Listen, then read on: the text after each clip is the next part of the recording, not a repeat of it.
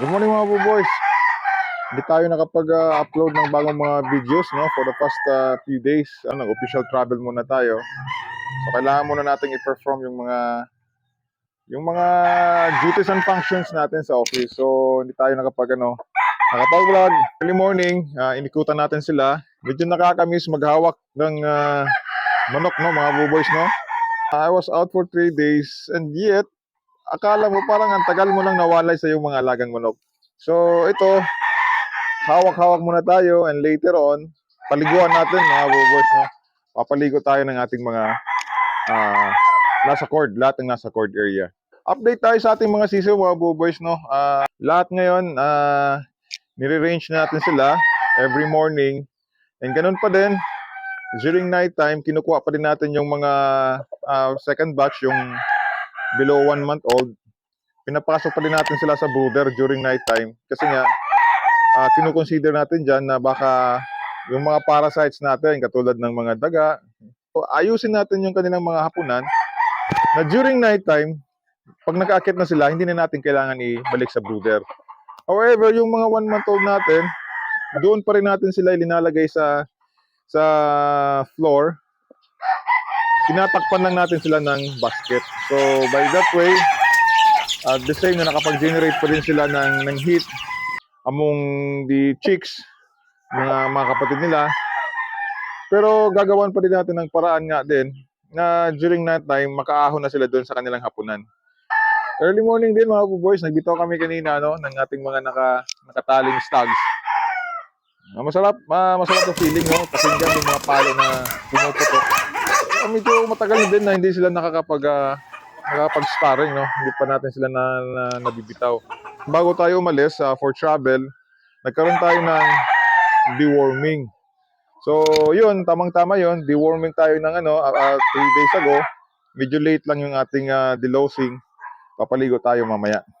And mamayang gabi din, mga boys, yung ating mga sisiw, magbibigay na tayo ng lasota. Magbabaksin tayo mamayang gabi ng ating mga alagang sisiw. Lasota na yung ating naka-schedule. Okay? So, mapansin nyo mga boys, no? Ito yung ating tinanim na talisay tree. Medyo malaki na siya. Talisay tree. Bakit? Anong purpose ng ating talisay tree? Kasi habang lumalaki yung ating mga sisiw, pag tumaas na din yung ating talisay tree, during the ranging, may aakitan sila. Pwede silang paglaruan na puno. So pag may talisay tree, may shade sila and then they can go fly sa ating mga branches ng talisay tree. So inaalagaan natin yan, boys, no? Every morning, dinidiligan din natin siya para sabay-sabay yung paglaki ng ating talisay tree at ng ating sisiw. Okay?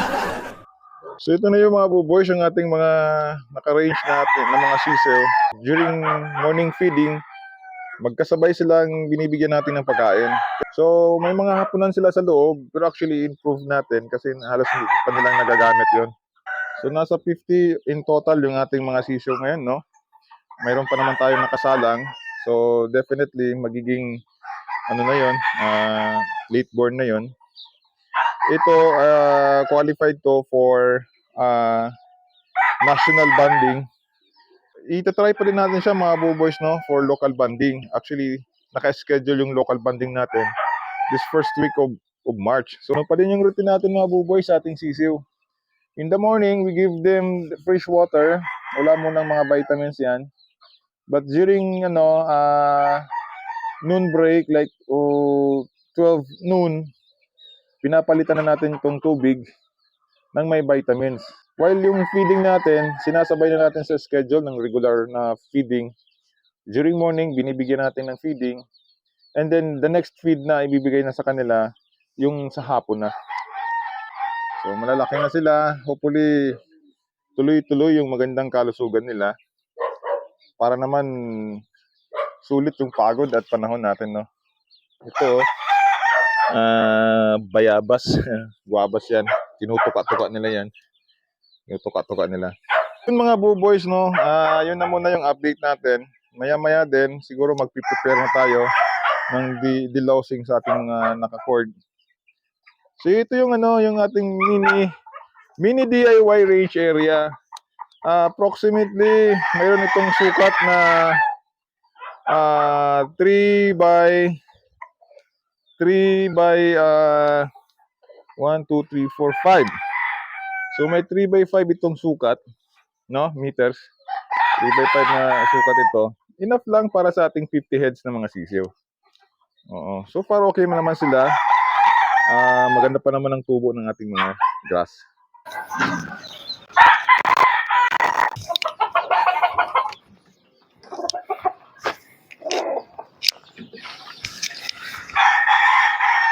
Hanggang dito na lang muna mga boys, no? Mga ka-chicken, salamat sa iyong panonood at pagsusubaybay dito sa ating munting channel, yung Austin's World.